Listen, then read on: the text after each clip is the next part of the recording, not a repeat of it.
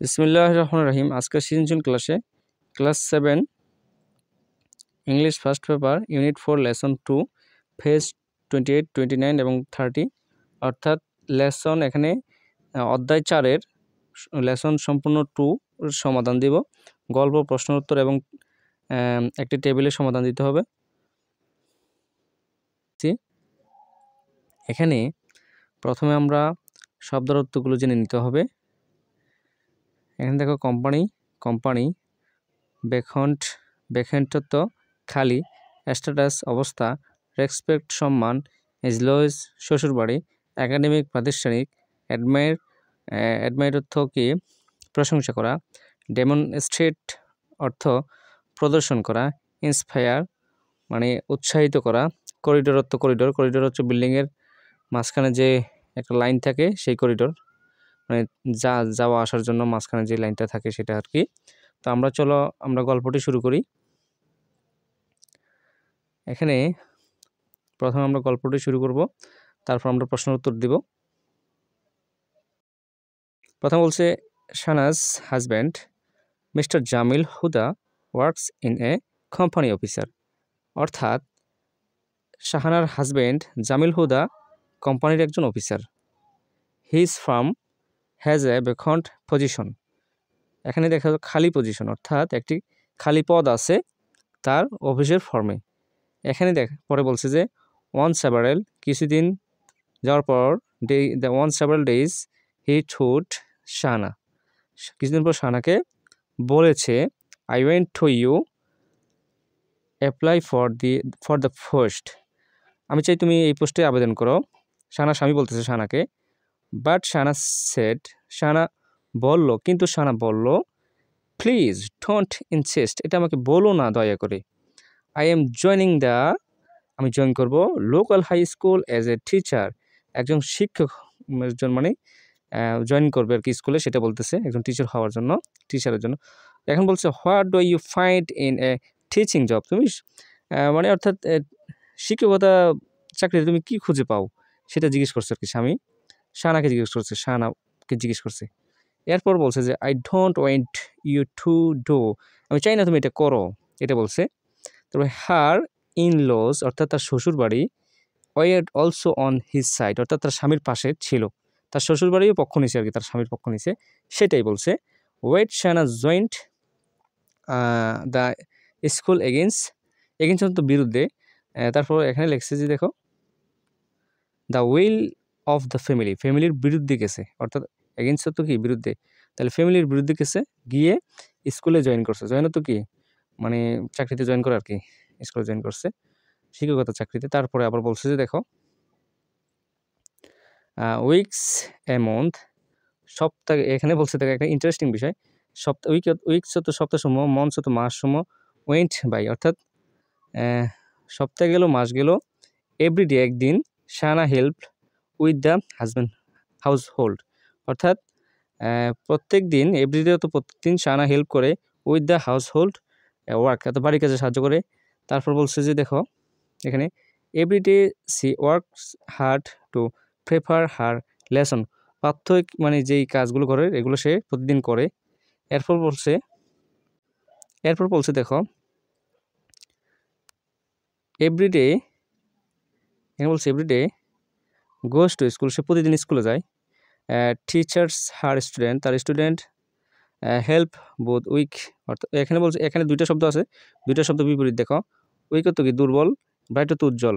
এখন যেগুলো ভালো ছাত্র সেগুলো হচ্ছে কি উজ্জ্বল, অর্থাৎ উজ্জ্বল বোঝাইছে, আর উইক তো দুর্বল ছাত্র অর্থাৎ দুর্বল ছাত্র বোঝাইছে। এখানে বলছে যে teacher her student and help করে বুথ উইক ব্রাইট অর্থাৎ উভয়কে মানে যারা দুর্বল ছাত্র এবং ভালো ছাত্র প্রত্যেককে সে কি সাহায্য করে উভয়কে। তারপর they often come to her in the teacher, এখানে বলছে তারা প্রায়ই come to her in teacher অর্থাৎ তাদের টিচারের কাছে আসে। এখানে বলছে তার টিচারের কাছে কি করে, কামত আসা, দেয়ত তারা আসে, তো রুম অর্থাৎ টিচার রুমে আসে। আবার ইন দ্য করিডোরে আসে অর্থাৎ যেই পাশে ওই টিচার তাদের শাহানা বেগম থাকে সেখানে আসে। তারপরে an event on the road অর্থাৎ সেই রোডেও আসে। এখন কেন আসে সেটা এখানে লিসেনার বলছে, অ্যান্ড টোক her the about and academic or personal problems, অর্থাৎ প্রাতিষ্ঠানিক এবং পার্সোনাল প্রবলেম নিয়ে কথা বলে তার সম্পর্কে। ঠিক আছে, এখন আমরা নিচের অংশ পড়ব। এরপর দেখো আমরা টেবিলটা পূরণ করার আগে বাকি অংশটুকু পড়ে নিই। এখানে একটু, এটা হচ্ছে 29 পেজ। এখানে বলছে উইদিন এ ইয়ার্স, এক বছরের মধ্যে শাহানা হয়ে ওঠে a very good teacher. Very good teacher তো খুবই ভালো শিক্ষক, বিকাম হয়ে আসা, মানে উইদিন অর্থ এখানে বলছে উইদিন মানে এক বছর ধারা, অর্থাৎ এক বছরের মধ্যে, বুঝবে, এক বছরের মধ্যে শাহানা বেগম একজন ভালো শিক্ষক হয়ে ওঠে, খুবই ভালো। এরপর বলছে স্টুডেন্টরা গিভ দিল তাকে সালাম, হোয়ার এভার দে সি হার, তাকে দেখার পর কি করলো, সালাম দিল, সেটা বলছে। এরপর টিচার্স ইভেন দ্য হেড টিচারও কি করলো, অ্যাডমায়ার হার, তার প্রশংসা করলো, মানে এখানে ইভেন দ্য হেড টিচার এখানে বলছে যে টিচার্স অর্থাৎ শিক্ষকরা, এবং কি ইভেন দ্য হেড টিচার অর্থাৎ হেড শিক্ষকও, মানে প্রধান শিক্ষকও অ্যাডমায়ার হার, তার প্রশংসা করলো। এরপর বলছে প্যারেন্টস মানে মাতা পিতা, মানে গার্জিয়ান দ্বারা আর কি, other people in the community come to see her at home and at the school and pay her great respect. এখানে বড় রেসপেক্ট আর কি, তাকে তার বাড়িতে গেল, তার স্কুলে গেল এবং তাকে গ্রেট রেসপেক্ট, খুব ভালো বড় ধরনের সম্মানিত করলো, সেটা বোঝাচ্ছে। অর্থাৎ এখানে ভালোভাবে যদি বলতে যাও তাহলে অর্থাৎ গার্জিয়ান এবং মাতা পিতা, গার্জিয়ান শিক্ষকরা তাকে সম্মান করলো এবং বাড়িতে গেল, স্কুলে গেল, তাকে ভালোই সম্মান করলো, সেটা বোঝাচ্ছে গ্রেট রেসপেক্ট, অর্থাৎ কি বড় সম্মান করা।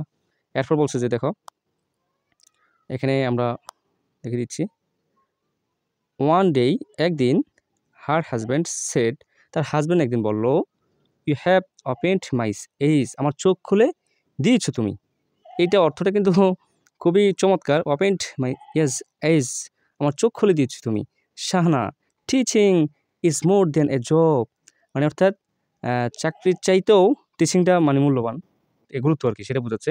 শিক্ষকতা চাকরির চাইতেও আর কি, আই ডোন্ট নো ইট, আমি জানতাম না, কংগ্রাচুলেশন, অর্থাৎ তার স্বামী তাকে শেষে কংগ্রাচুলেশন জানালো।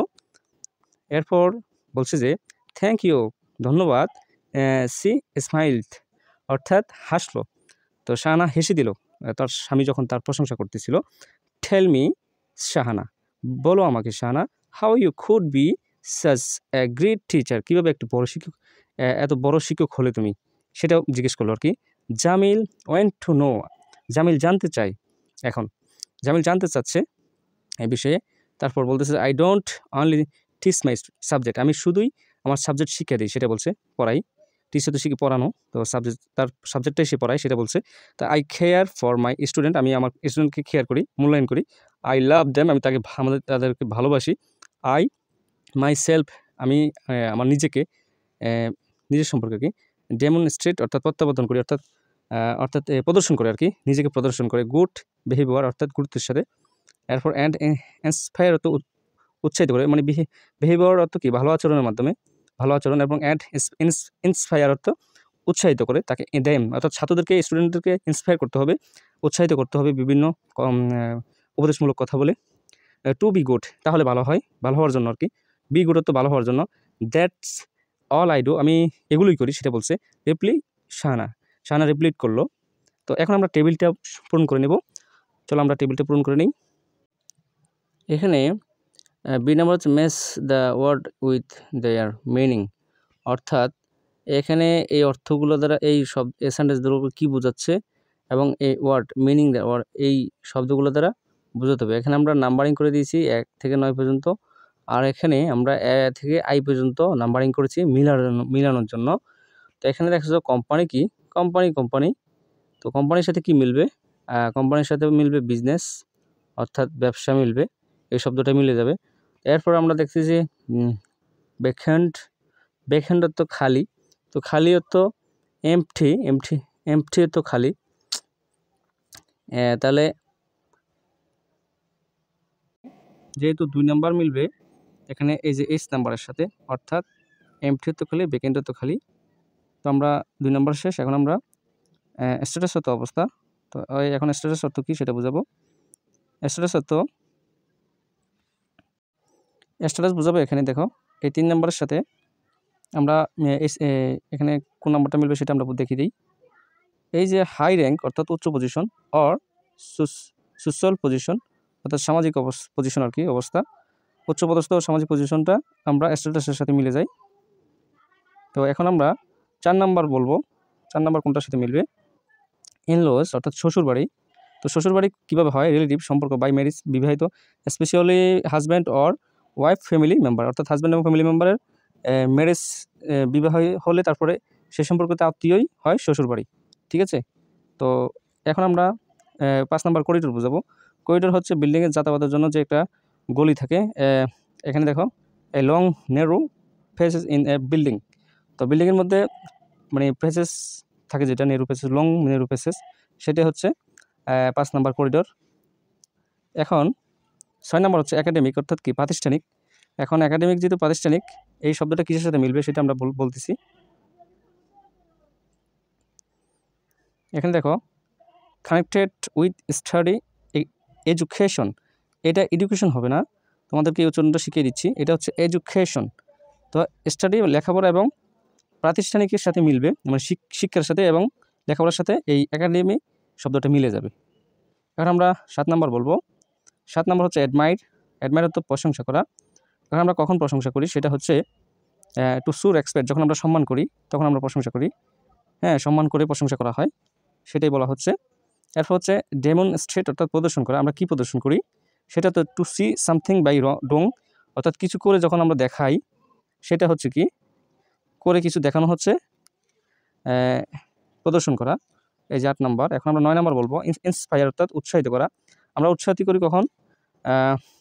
এখানে দেখো, ই নাম্বার যেটা বলা হয়েছে, অর্থাৎ এই 9 নাম্বারের সাথে ই নাম্বার মিলবে।